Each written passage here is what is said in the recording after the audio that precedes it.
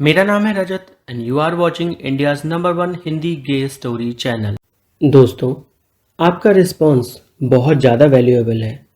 Please video को like करिए, comment करिए और शेयर ज़रूर करिए। साथ ही चैनल को सब्सक्राइब करना बिल्कुल भी मत भूलिए।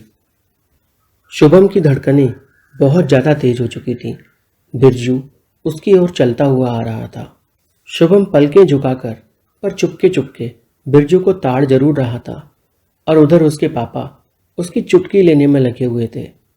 वो बार बार शुभम से कह रहे थे, देख ले बेटा, देख ले, आ रहा है तेरी ओर। शुभम शर्माए जा रहा था।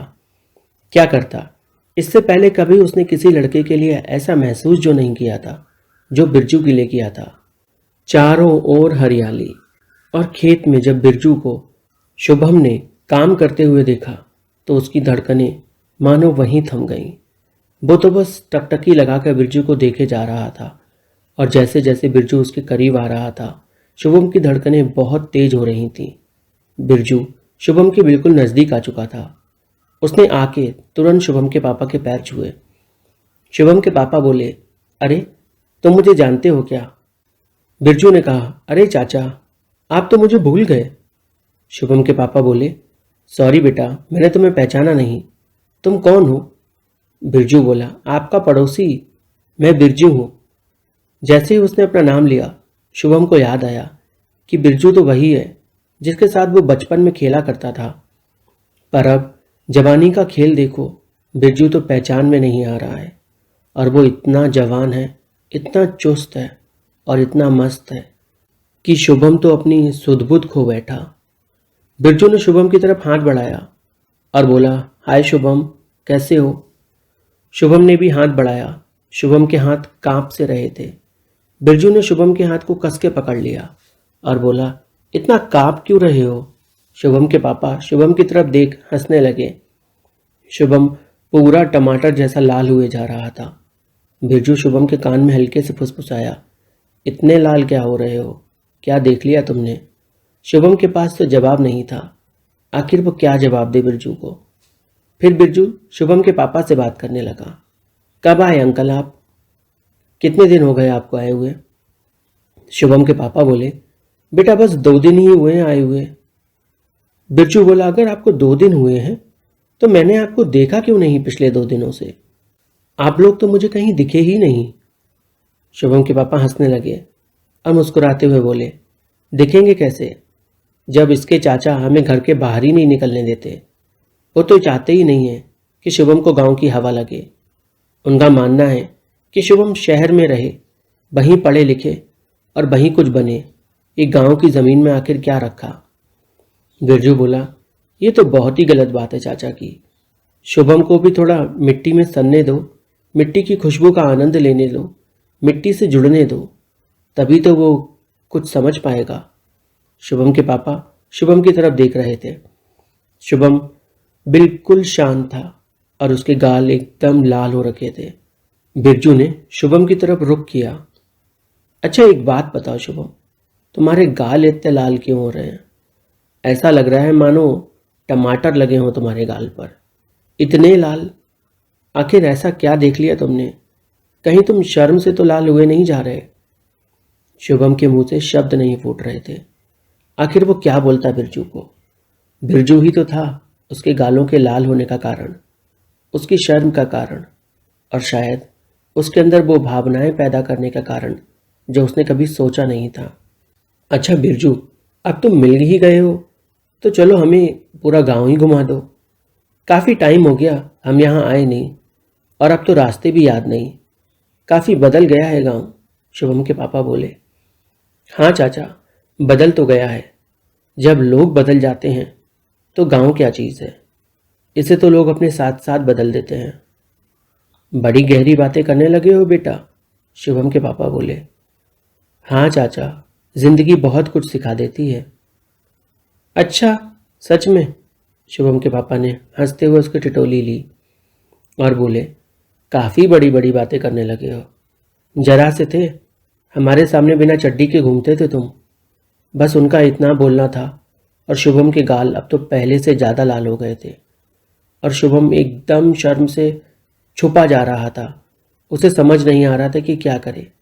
वो ऐसा महसूस कर रहा था कि धरती फट जाए और वो उसके अंदर घुस जाए। उधर बिरजू शर्माता हुआ बोला, अरे चाचा, बचपन क्या, हम तो अभी चड्डी उतार दें आपके सामने, हमें काहे की शर्म।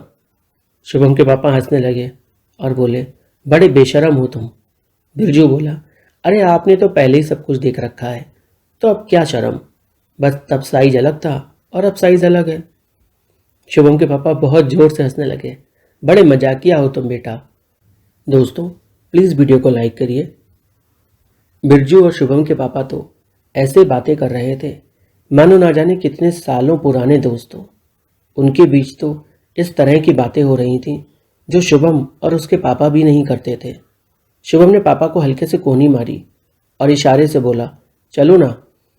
ये क्या इशारेबाजी हो रही है, मैं सब देख रहा हूँ, बिरजू ने शुभम से कहा। शुभम ने कहा, नहीं नहीं, कुछ भी नहीं। अब झूठ मत बोलो शुभम, मैं समझ सकता हूँ एक गांव वाले से बात करना तुम्हें पसंद नहीं आ रहा होगा, इसीलिए तुम अपने पापा को बार बार इशारे कर रहे हो कि यहाँ से चलो। समझ आ रहा है मुझे बहुत अच्छे से। बिरजू को ऐसा बोलता देख शुभम ने तुरंत इंटरप्ट किया और बोला, नहीं बिरजू, ऐसा नहीं है। हम तो गांव घूमने आए थे, पर पापा हैं कि तुमसे बातों में लग गए और वो तुम्हें छोड़ ही नहीं रहे हैं, इसलिए मैं उनको कोहनी मार रहा था कि चलो घूमने चलते हैं। बिरजू बोला, हाँ हाँ, अभी तुम्हारे पापा ने बोला तो था घूमने को, मैं घुमाता हूँ ना, मेरे साथ चलो। बिरजू 2 कदम आगे बढ़ा ही था कि शुभम अपने पापा के कान में कुछ फुसफुसाने लगा। बिरजू ने पलट के देखा तो शुभम कुछ फुसफुसा रहा था। अरे क्या फुसफुसा रहे हो शुभम, मेरे को भी बता दो, मुझे बता सकते हो तुम सब कुछ, इतना क्या शर्मा रहे हो। शुभम चुप हो गया। शुभम के पापा बोले, अरे बेटा, वो ये कह रहा है तुम सिर्फ चड्डी में हो, क्या ऐसे ही घूमोगे पूरा गांव और हमें भी ऐसे ही घुमाओगे क्या। बिरजू हंसने लगा और बोला, अगर आप चाहो तो ऐसे ही घुमा दूंगा, मुझे क्या दिक्कत, आप लोग भी कपड़े उतार दो अपने और चड्डी में आ जाओ ना, साथ में घूमते हैं, एंजॉय करते हैं। शुभम के पापा बोले, हाँ हाँ, क्यों नहीं क्यों नहीं, और वो शर्ट की बटनें खोलने लगे। शुभम ने तुरंत उनके हाथ पकड़ लिए और बोला, दिमाग खराब हो गया है क्या पापा आपका, क्या कर रहे हो आप। शुभम के पापा बोले, अरे इसमें शर्माने जैसा क्या, आदमी ही तो हैं, वो भी आदमी है, तुम भी आदमी और मैं भी, हमें काहे की शर्म। अरे पापा, क्या कर रहे हो, उसको बोलो ना कपड़े पहनने को। बिरजू वहीं खड़े खड़े सब कुछ सुन रहा था। उसने शुभम से कहा, तुम बहुत ज़्यादा शर्माते हो, इतना शर्मा के क्या हासिल कर लोगे, चलो तुम्हारे कहने पर मैं कपड़े भी पहन लेता हूँ। बिरजू गया, वहाँ से पैंट और शर्ट उठा के लाया जो उसने झाड़ियों में डाल दी थी, और पहले उसने शर्ट पहनी फिर पैंट पहनने लगा। बिरजू को कपड़े पहनता देख शुभम मन में बार बार सोचने लगा, क्यों पहन रहे हो, ऐसे ही रहने दो ना, इतने तो खूबसूरत हो तुम, अब तुम कपड़े पहन लोगे तो मैं तुम्हें देखूंगा कैसे। शुभम की मन की बात शायद बिरजू भांप गया था।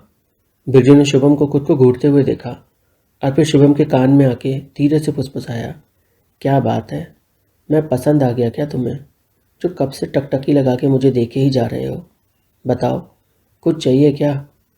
शुभम फिर से टमाटर जैसा लाल हो गया। उसने अपनी पलकें पूरी झुका ली और अब वो बिरजू की तरफ बिल्कुल देख भी नहीं रहा था। शुभम के पापा बिरजू से बोले, चलें बिरजू, हो गए ना तुम रेडी। हाँ चाचा, चलो घूमने चलते हैं। बिरजू आगे, शुभम के पापा उसके पीछे और शुभम सबसे पीछे एक कतार में चल रहे थे, क्योंकि गांव में खेतों में मेड़े बनी हुई थी और इधर उधर पानी भरा था। ध्यान से चलना, कहीं गिर ना पड़ना शुभम तुम इसमें, नहीं पूरे सन जाओगे आज ही तुम। शुभम को परेशान करते हुए बिरजू उसके मजे लेते हुए बोला, ध्यान से बेटा, ध्यान से, कहीं गिर ना पड़ना। शुभम बड़े गुस्से में बिरजू को देख रहा था। बिरजू ने अपने होठों से एक चुम्मी लेते हुए शुभम की तरफ फेंक दी। शुभम ने बड़ी हैरानी से देखा कि आखिर बिरजू कर क्या रहा है, और शुभम के पापा ये सब कुछ देख रहे थे, पर वो इस सब पे ध्यान नहीं दे रहे थे, क्योंकि वो जानते थे 2 लड़कों के बीच हंसी ठिठोली तो चलेगी ही जब दोनों सेम उम्र के जो हैं। दोस्तों, प्लीज़ चैनल को सब्सक्राइब कर लीजिए। बिरजू के ये जो मजाक थे शुभम के दिल में गहरे उतर रहे थे।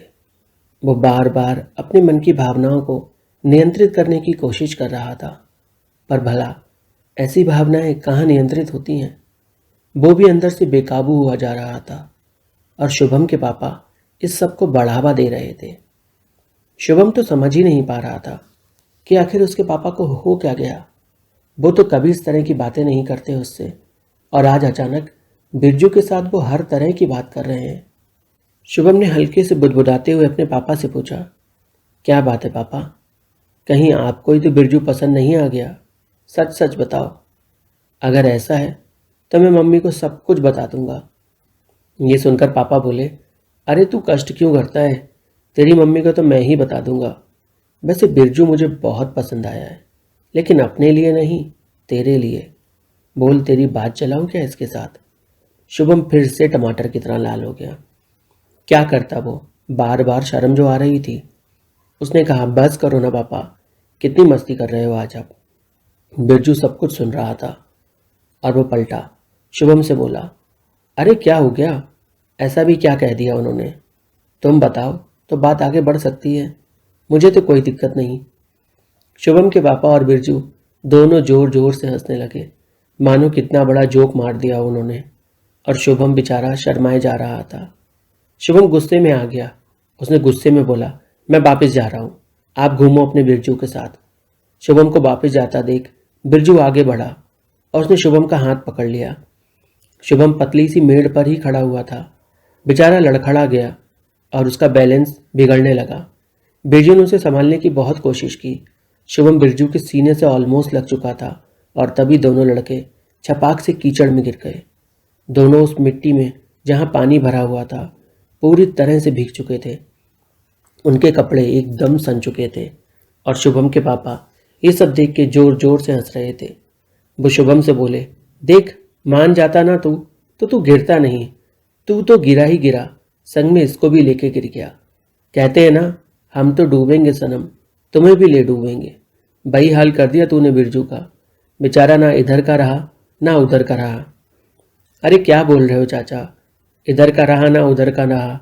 मैं तो जिधर का था मैं उधर का ही हूँ, कुछ बदलवाया थोड़ी है मैंने।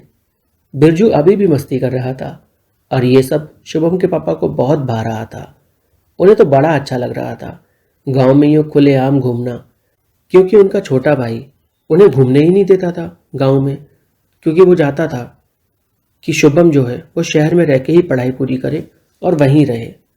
पर आज मौका मिल चुका था। शुभम के पापा हंस रहे थे। बिरजू ने उन्हें हाथ दिया ताकि वो उसे उठा सके। शुभम के पापा ने हाथ आगे बढ़ाया और बिरजू को पकड़ के कस के खींचने लगे और बिरजू ने उन्हें झटके से खींच लिया। वो भी कीचड़ में आके गिरे छपाक से। अब तो बिरजू जोर जोर से हंस रहा था और उसने कीचड़ में हाथ पैर छपछपा डाले। हाथों में पानी भर भर गंदा शुभम के पापा के ऊपर डाला और शुभम के पापा ने शुभम को पकड़ लिया और बिरजू ने भी शुभम को पकड़ लिया। दोनों शुभम को मिट्टी से नहला रहे थे। बिरजू तो हाथों में मिट्टी भर भर के शुभम के अंग अंग में लगा रहा था। शुभम के बदन में एक सिरहन सी दौड़ रही थी, क्योंकि उसे पहली बार किसी गैर मर्द का टच जो मिल रहा था। बिरजू तो पूरा एंजॉय कर रहा था। वो शुभम को छोड़ने के मूड में ही नहीं था और शुभम की आंखें मानो किसी खुशी के कारण बंद हुई जा रही थीं। वो लगातार खोलने की कोशिश कर रहा था अपनी आंखों को, पर खोल नहीं पा रहा था। शुभम के पापा बिरजू पर मिट्टी लगा रहे थे, बिरजू शुभम पर। बड़ा ही अनोखा दृश्य चल रहा था। कहानी में आगे क्या हुआ जानने के लिए चैनल को सब्सक्राइब करिए, वीडियो को लाइक करिए, कमेंट करिए और प्लीज़ दोस्तों यार कहीं तो शेयर किया करो।